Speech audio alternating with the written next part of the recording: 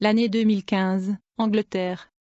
Je suis un ancien franc-maçon qui a atteint l'avant-dernier degré de la franc-maçonnerie. Malgré les biens matériels que je possédais, je ne pouvais pas obtenir toutes les femmes que je voulais. Je voulais des femmes d'une famille riche, mais elles se fichaient de ce que j'avais. Ces femmes possédaient beaucoup d'argent. J'ai fait des rituels de sorcellerie pour qu'elles m'aiment bien. Et toutes les femmes que j'ai jetées des sorts rituels sont tombées amoureuses de moi. Une seule femme n'est pas tombée amoureuse de moi et c'était Suzanne. Mes sorts ne la frappent jamais. Plus j'utilisais des sorts d'amour sur elle, plus elle s'éloignait de moi. Le Saint-Esprit dans sa vie avait répudié la vie que j'ai menée. En fait, Suzanne était une chrétienne fervente, et elle était immunisée et protégée contre mes sorts et mes enchantements. Quand elle me voyait et elle ne voulait pas venir près de moi, j'étais tellement plongée dans l'obscurité, elle ne connaissait pas ma vie et ne savait pas que j'étais franc-maçon.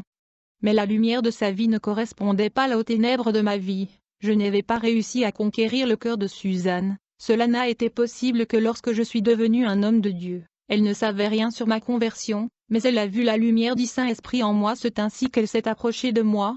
J'avais déjà tout renoncé et je me consacrais chaque jour pour le Seigneur. J'ai jeûné le matin en me préparant au ministère. En conséquence, Suzanne a vu la lumière de Dieu dans ma vie et aujourd'hui nous sommes mariés et heureux de grandir ensemble dans la grâce. Je veux rapporter sur ma marche et évolution dans l'obscurité et la franc-maçon jusqu'à ce que je rencontre Jésus. Je vivais en Angleterre et je participais à la franc-maçonnerie écossaise. Au cours de nos rencontres, j'ai rencontré des personnalités importantes comme des politiciens, des juges, des médecins, des avocats et des hommes d'affaires. J'étais un maçon qui effectuait des rituels sataniques. J'ai même tenu une réunion à l'intérieur du magasin maçonnique, dans laquelle j'ai invoqué Satan de venir nous transmettre des informations. Le diable venait et possédait une personne dans ce rencontre et nous transmettait des messages. Il possédait le corps de la personne à l'intérieur de la loge maçonnique et transmettait un message de l'enfer aux initiés. Plusieurs politiciens rivaux, du pouvoir comme opposition étaient ensemble dans le même magasin dans ce rencontre, et le prince de l'enfer qui possédait le corps de l'initié pour nous parler nous instruisait de ne pas se quereller,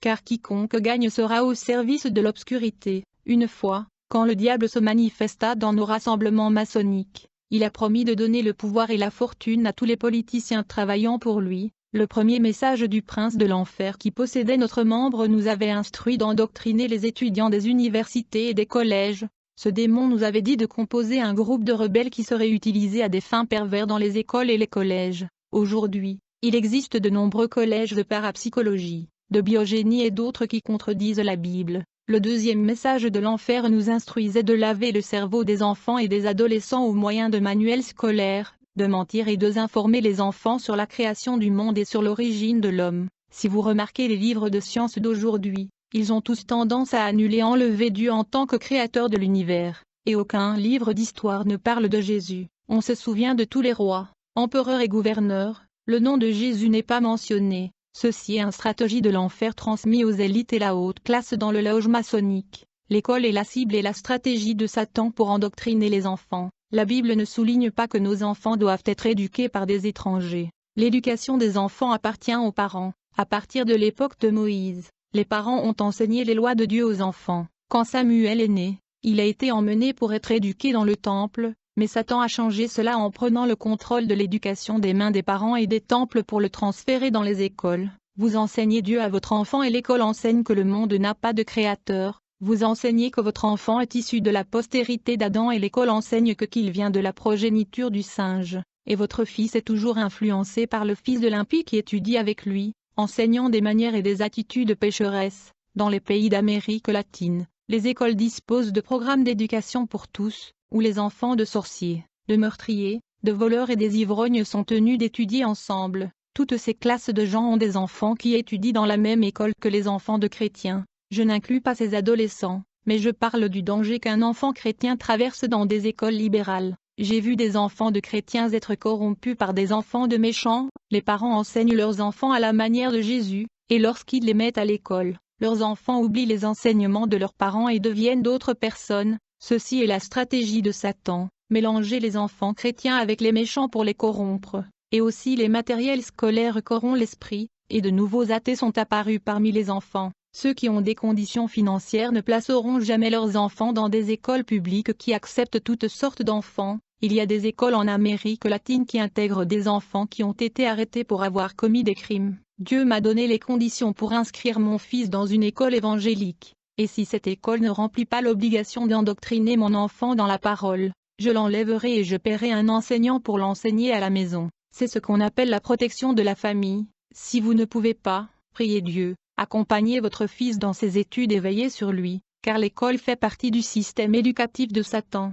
Ceux qui ont des conditions financières ne placeront jamais leurs enfants dans des écoles publiques qui acceptent toutes sortes d'enfants. J'étais à la loge maçonnique et un démon posséda une personne. Il y avait des propriétaires de journaux dans le magasin. Le diable a parlé dans la bouche de cette personne en disant « Manipulez les nouvelles des journaux, faites en sorte que les gens soient mal informés sur la réalité du monde. Trompez ces gens, dites-leur des mensonges et formez leurs opinions. Convainquez-les de croire aux journaux, diffusez et publiez des crimes. Je veux de bulletins des journaux qui parlent de cruauté, de la mort et de vol. » L'esprit impur qui parlait au travers le corps de cet initié dit « Les enfants et les adolescents grandiront en lisant ces journaux et voudront pratiquer les crimes plus tard. Même les adultes qui lisent ces journaux auront divers problèmes dans leur vie, ils sont déjà très mécontents de leur situation, quand ils lisent le crime rapporté dans les journaux, ils seront persuadés de faire la même chose, ils penseront qu'ils n'ont rien à perdre et ils penseront à pratiquer les mêmes crimes qui sont rapportés dans les journaux. Grâce aux informations négatives nous allons leur insérer des idées en tête,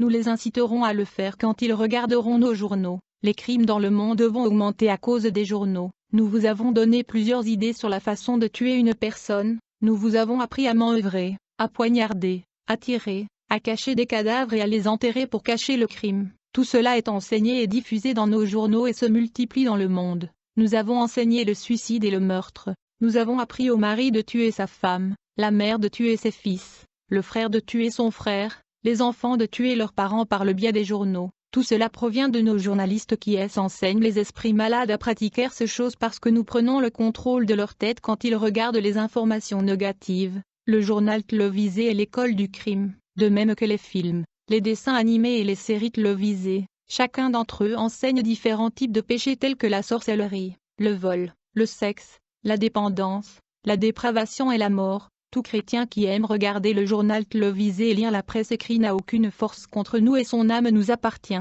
Bien-aimés, ce jour-là dans la rencontre avec des élites francs-maçons le diable a parlé aux propriétaires de célèbres magazines vendant dans les kiosques à journaux. Il a dit, vous allez parler de la mode des vêtements que les gens doivent acheter, parlez-les de nos inventions, parlez et encouragez le copinage, le sexe et la dépravation, payez les mannequins et les actrices pour qu'elles posent nues. Ces mannequins seront sur des couvertures de magazines et de symboles sexuels qui encourageront les hommes à acheter. Ce jour-là parmi ceux qui se trouvaient dans le magasin maçonnique où se tenaient nos rencontres étaient aussi les propriétaires des entreprises de fabrication d'aliments. Et le diable a dit, fabriquer des aliments contaminés par des produits toxiques pour détruire des organes vitaux des consommateurs, préparer des aliments cancérogènes avec des symboles et signes sataniques. En conséquence je veux augmenter votre richesse, bien-aimés. Les propriétaires de stations de télévision étaient également à cette réunion. Le diable leur a demandé de multiplier les films, les romans, les séries, les dessins animés et les programmes contenant des scènes de rapports sexuels, des scènes de trahison,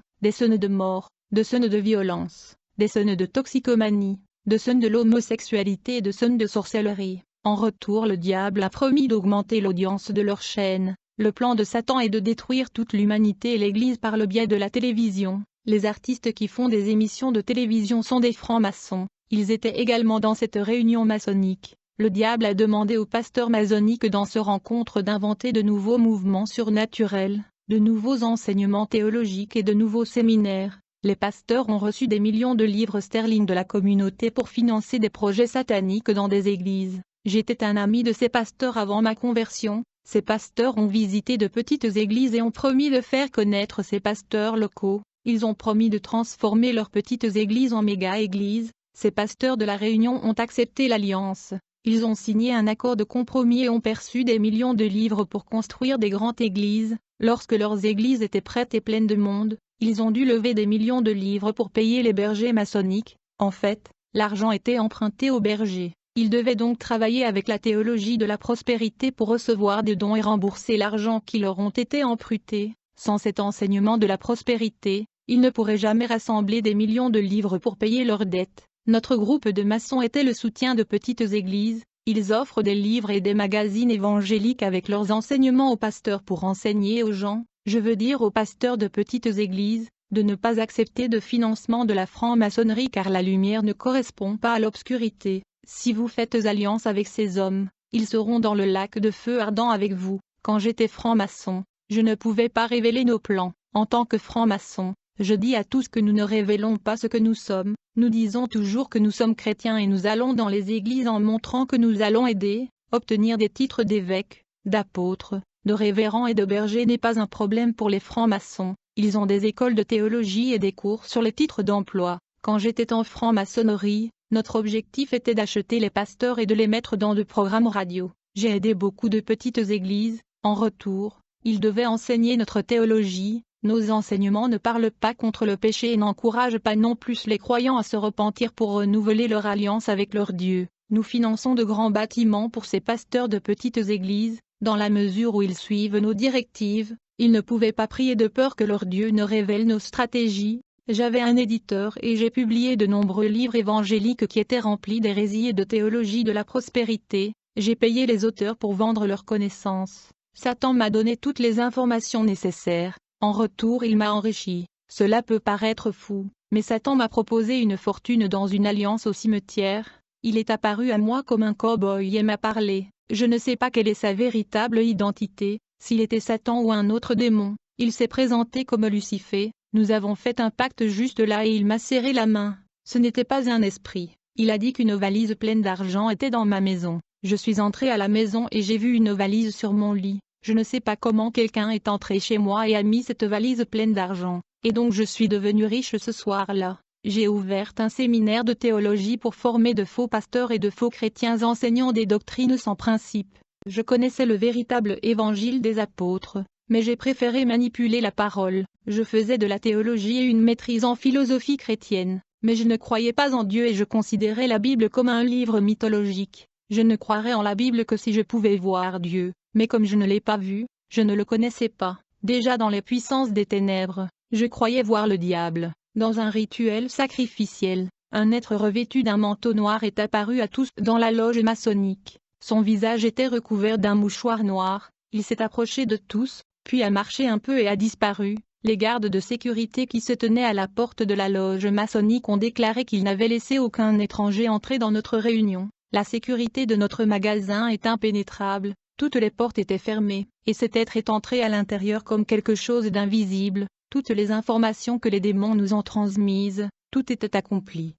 Un démon qui n'a jamais révélé son nom à qui que ce soit mais seulement à moi a dit, « Ton nom est 7 jours de pleine lune ». Il possède cette autorité et m'a tout donné. J'ai passé 7 ans à essayer d'obtenir les 7 autorités de ce démon. Chaque année j'ai dû faire de sacrifices pour obtenir l'une de ces autorités. La première année où j'ai obtenu le premier mandat, c'était en 1990, j'ai reçu le don de la prospérité. Toutes les personnes qui sont venues me voir, j'ai rassemblé le frex de la consultation et j'ai mis la main dessus. En conséquence, les gens ont pu entrer dans les grandes entreprises, d'autres sont devenus entrepreneurs. Certaines personnes ont quitté leur poste dans leurs entreprises. Un chrétien avec son magasin de vêtements presque en faillite m'a consulté. En quelques mois, son magasin a commencé à vendre et son bénéfice a augmenté en ouvrant plus de magasins. Il ne croit pas en Dieu qui pouvait l'aider et il est venu chercher mon aide. Ce qu'il ignorait c'est que son nom était écrit dans le livre de mon maître Satan. Toutes les âmes qui avaient besoin de mes services appartenaient au diable cette pleine lune. J'écrivais leurs noms et j'allais dans la brousse à minuit pour livrer la liste des noms. Le diable m'apparaissait avec un grand manteau noir et ne montrait jamais son visage. Tous ceux qui ont inscrit leur nom sur la liste sont tous ceux qui sont venus me voir. Si un chrétien venait à moi et avait besoin de mon aide, il n'appartenait plus à son Dieu, mais à mon maître. J'avais le don de la prospérité entre mes mains et le donnais à ceux qui me payaient bien. C'est seulement avec ce don que je suis devenu riche. En fait, le message de la prospérité est né dans la franc-maçonnerie. Il n'y a pas de telle doctrine dans la Bible parce que cet enseignement est né dans une loge maçonnique. Et certains stratèges maçonniques se sont fait passer pour des chrétiens et ont transmis ces enseignements aux églises. Cette théologie est venue de l'enfer vers la franc-maçonnerie. Il a été distribué à toutes les églises, ce qui me rend triste. C'est la multiplication de cet enseignement dans plusieurs églises, la force de ces hérésies dans les cours, les collèges et les livres chrétiens. En 1991, j'ai reçu le don de la magie de mon maître démon. Il est apparu à moi et m'a enseigné sa magie. J'ai fait voler des objets, les gens lévitaient, j'ai plié l'aluminium, l'écuyer et les ongles par le pouvoir de l'esprit. j'ai gagné beaucoup d'argent en faisant ces choses et attiré un large public, je pourrais être un grand magicien, mais un franc-maçon n'a pas le droit de se révéler, je me limite donc à ne jouer que lors d'occasions particulières. En 1992, j'ai reçu le don de guérison, le démon m'était apparu et a jeté une huile d'herbe sur ma tête et sur tout mon corps pour m'oindre. J'ai été oint par lui et élevé comme le guerrier des ténèbres. Lorsque Dieu oint et anime les siens, le diable aussi oint et anime les siens. J'ai reçu le don de guérir et j'ai fait de grands miracles. J'ai fait beaucoup d'argent, j'ai guéri des personnes atteintes du cancer, du sida et de maladies incurables. J'ai fait plus de choses que l'église de la ville ne faisait pas. Les gens venaient de l'église et me cherchaient. Je les guérirais de tout mal. J'ai chargé de l'argent pour rétablir leur santé. Les églises qui font le miracle et chargent pour guérir font la même chose que je faisais dans le passé. Ces églises qui facturent des offrandes élevées à cause des guérisons ne sont pas de Dieu. Quand Dieu guérit, il le fait librement. Jésus a guéri beaucoup de malades dans le pays de la grâce. Jésus a multiplié le pain et l'a donné aux pauvres. En 1993, j'ai reçu le don de la bénédiction. Je pouvais prophétiser la chance dans le mariage, la datation, l'engagement, les finances et d'autres choses. Mais ce n'était pas juste moi qui prononçais ces mots. Le démon m'a dit que ce don ne fonctionnerait que si la personne amenait un objet symbolique, tel que le savon rose, de l'eau, du sel. Des artifices que je consacrais pouvaient être vendus. La personne a acheté les objets à moi, je dirais des mots et ils obtiendraient tout, et ils sont venus me témoigner des effets qu'ils ont eus sur leur vie. Ce qui me désole, c'est de constater qu'il existe des églises qui travaillent avec des objets sacrés, comme je le faisais auparavant. Ces objets sur lesquels j'ai travaillé étaient aussi la cause du mal dans la vie des clients. Chaque personne qui a pris un de mes objets a pris avec lui une légion de démons. Ils ont même eu des fortunes dans la vie, mais tout est pour la destruction de leur vie. En 1994, j'ai reçu le don de la malédiction, et tous ceux qui m'ont défié, je les ai maudits. Il y avait des gens qui ont tout perdu, d'autres ont été licenciés de leurs entreprises, même les chrétiens qui n'ont pas de sceau du Saint-Esprit ont été frappés de ma malédiction. Aujourd'hui, il y a des bergers qui maudissent leurs brebis. En 1995, j'ai reçu le don de la divination, le démon m'est apparu et a touché mon front, et la tête a commencé à faire mal. Le démon a dit que le troisième œil s'ouvrait sur mon front, avec cet œil à l'esprit. Je lisais l'avenir. Après ce don, je savais tout ce qui se passait dans chaque vie. J'ai eu le don de la clairvoyance et vu des visions de destruction que le diable lui-même a fait pour me tromper. J'ai même deviné le numéro d'identification du gouvernement, car un mauvais esprit me parlait à l'oreille.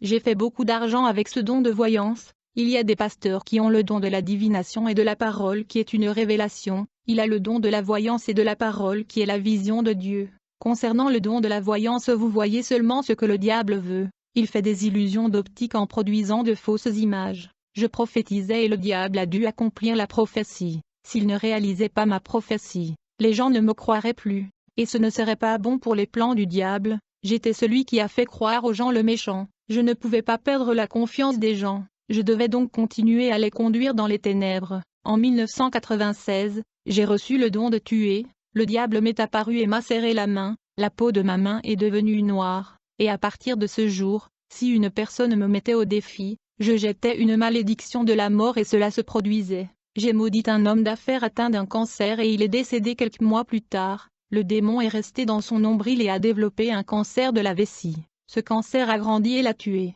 Un garçon a dit qu'il ne croyait pas en mes pouvoirs. Il était athée. Je l'ai maudit. Il mourut dans un accident de voiture. Il marchait dans la rue et il s'est soudainement jeté devant une voiture et est décédé. Le démon l'a poussé dans la voiture. Et ainsi en 7 ans, j'ai reçu les 7 dons du diable. Moi et les maçons ont fondé des sectes inconnues qui utilisent le nom de Jésus pour confondre les gens. Personne de cette secte n'a servi Jésus. Le chef de la secte existe pour tromper le peuple. Tout cela était l'ordre des démons, jusqu'au jour où Dieu se lassa de mes iniquités et utilisa un serviteur de Dieu pour parler avec moi. Il a dit, « Homme, si tu ne te repens pas de toutes tes mauvaises actions, il se passera quelque chose de terrible. » Mais je n'y croyais pas, je me moquais de cet homme humble. 3 jours plus tard, j'ai ressenti de graves douleurs cardiaques. Immédiatement je suis allé voir le cardiologue et on m'a dit que j'avais une péricardite. Pourtant ma santé a toujours été excellente, mais maintenant j'avais une inflammation cardiaque. Un vendredi soir, j'étais allongé et je ressentais de fortes douleurs à la poitrine.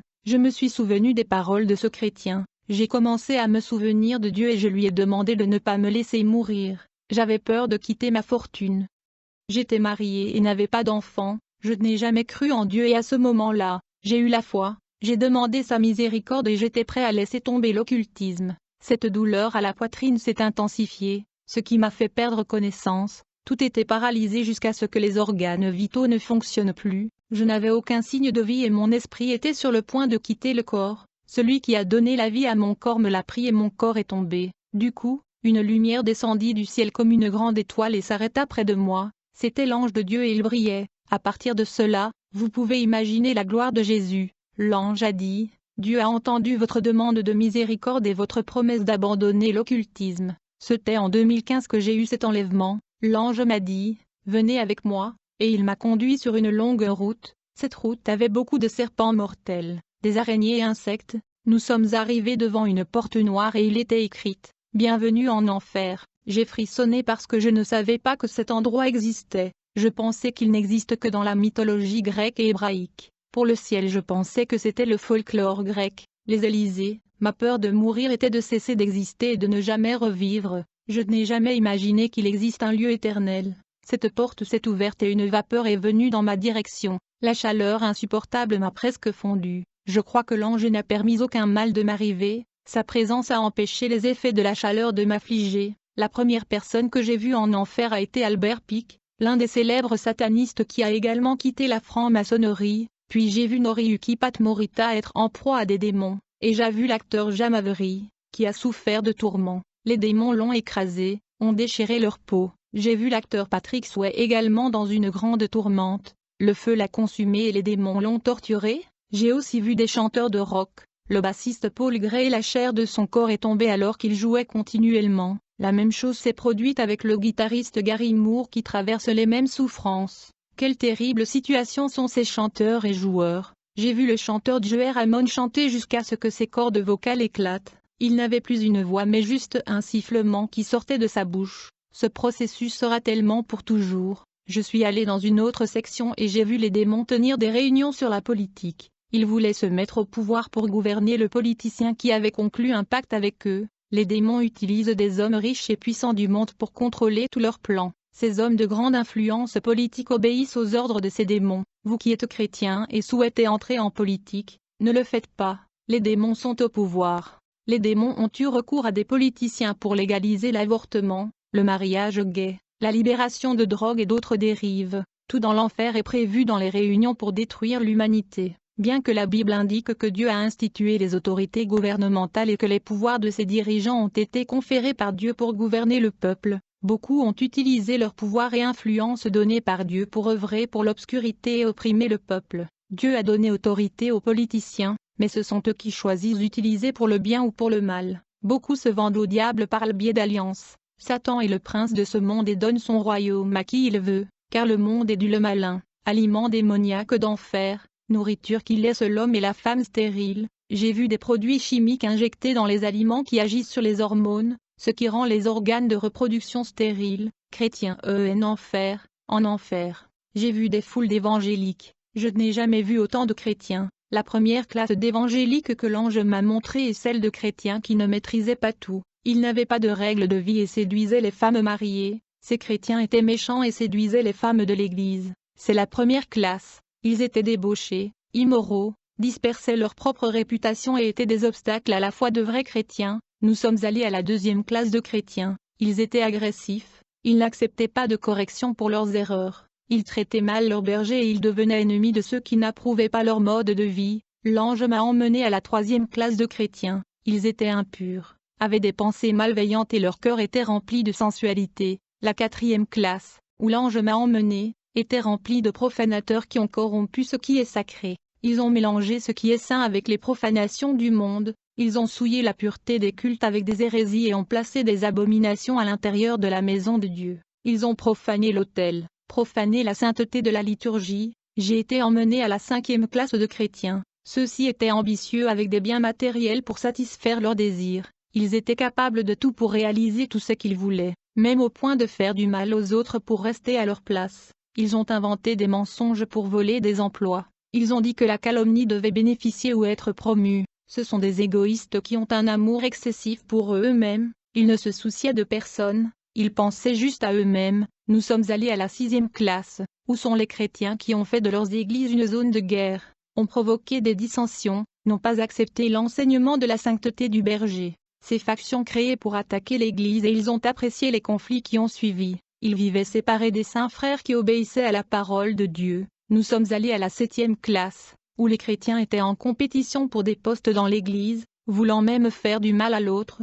Certains d'entre eux sont envieux du pasteur et voulaient prendre sa place. D'autres espéraient que certains quitteraient l'Église pour prendre leurs fonctions. Nous sommes allés à la 8e classe, où sont les chrétiens trompeurs. Ils ont triché sur les documents, induit en erreur les gens d'affaires et en ont profité. Ils ont vendu des biens fragiles pour tromper. Ils étaient avides de tout avoir avec leur quartier général, même s'ils n'avaient pas besoin de l'argent qu'ils voulaient accumuler. Nous sommes allés à la 9e classe, où les chefs d'église sont des voleurs. Ils ont volé de l'argent caché et détourné d'importantes sommes d'argent sur leur compte. Le pasteur fondateur a confié le poste à son ami pasteur. Il a volé de l'argent à l'église et son pasteur ne le savait pas. À sa mort, il a été honoré comme célébrité par le pasteur qui lui a fait confiance et n'a jamais su que l'argent de son ami avait été détourné de l'église. Personne de Dieu, ne faites pas partie de l'un de ces groupes. N'allez pas dans l'une de ces vallées en vous repentant de vos péchés. N'allez pas en enfer. Faites tout ce que vous pouvez pour ne pas tomber dans cet endroit sombre et rester là pour toujours.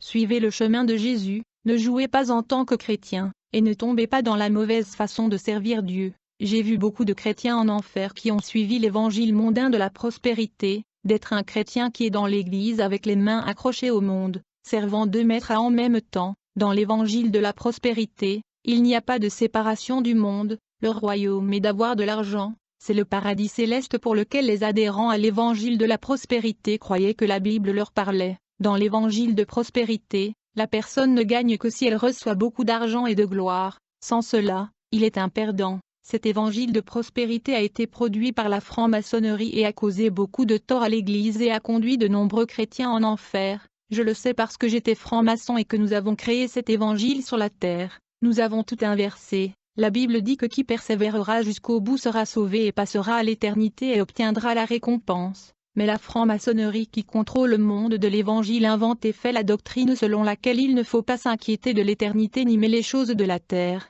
parce que notre récompense et notre ciel est ici sur la terre. Toute Église qui invite les chanteurs de l'Évangile ou les prédicateurs de la prospérité de l'Évangile est en alliance avec les ténèbres. Ne les invitez pas dans vos églises. Car ce sont des malédictions créées par la franc-maçonnerie pour corrompre l'Évangile et fabriquer la marchandise avec la parole de Dieu. Combien de pasteurs invitent ces chanteurs et prédicateurs vedettes à remplir leurs églises? C'est un grand piège créé par la franc-maçonnerie. Ne donnez pas aux membres l'argent durement gagné à ces chanteurs et prédicateurs de l'Évangile matériel, afin d'aider ceux qui sont dans le besoin. Les médecins ont essayé de me faire revivre jusqu'à ce qu'ils réussissent. C'était seulement possible parce que mon esprit de vie est revenu dans mon corps. Je veux dire pour l'Église que la mort du chrétien n'est pas la plus grande perte. La plus grande perte est de ne pas avoir Dieu dans nos vies tant que nous sommes en vie. J'ai épousé Suzanne et ouvert une église pour évangéliser les âmes. Je ne me suis pas réunie dans les églises proches de chez moi parce qu'elles étaient toutes impliquées dans la franc-maçonnerie. Je ne voulais pas entrer dans la convention des ministères parce que je ne voulais pas que mon église soit influencée par la franc-maçonnerie. Quand la franc-maçonnerie a découvert que j'avais quitté la loge, ils ont voulu me tuer comme un traître, mais je le savais déjà et je m'étais déjà installé au Danemark. Tout ce que le diable m'a donné comme argent et statut, il m'a tout pris parce que j'ai brisé l'alliance des ténèbres. La franc-maçonnerie a confisqué mes biens et lors de ma fuite au Danemark, je n'ai rien pu emporter. Jésus m'a donné tout ce dont j'avais besoin. Le prix était une vie de prière. Il y a 3 sortes de bénédictions, celle que Dieu donne, celle que vous vaincrez grâce à vos efforts et celle que le diable vous donne. Satan a essayé de me freiner avec ses obstacles, mais j'ai presque tout ce que j'ai perdu. Je n'étais pas plus riche, mais je n'étais pas pauvre non plus et je suis heureuse, moi et ma femme. Je joue la sécurité, elle est mon camarade d'aide et m'a aidé à la croissance du travail. Nous vivons aujourd'hui à Reykjavik, en Islande, un pays différent où personne ne me connaît. Mon ministère est petit, je ne veux pas que ce soit une église connue où cela me rendra célèbre. Je suis en train de guider l'église rachetée par le sang et dirige un ministère d'excuses. Nous combattons la théologie monétaire du papier imprimé. L'évangile de prospérité est un enseignement diabolique qui a grandi dans le monde. C'est un enseignement qui renforce l'amour de mammon et exalte et nourrit l'ambition égoïste de l'âme. Je ne partage qu'un tiers de mon témoignage, je ne m'étendrai pas beaucoup pour ne pas rester toute la journée à parler des grandes merveilles qui m'ont été fournies par Dieu. Que la sainte paix et la grâce de notre Dieu soient avec les auditeurs.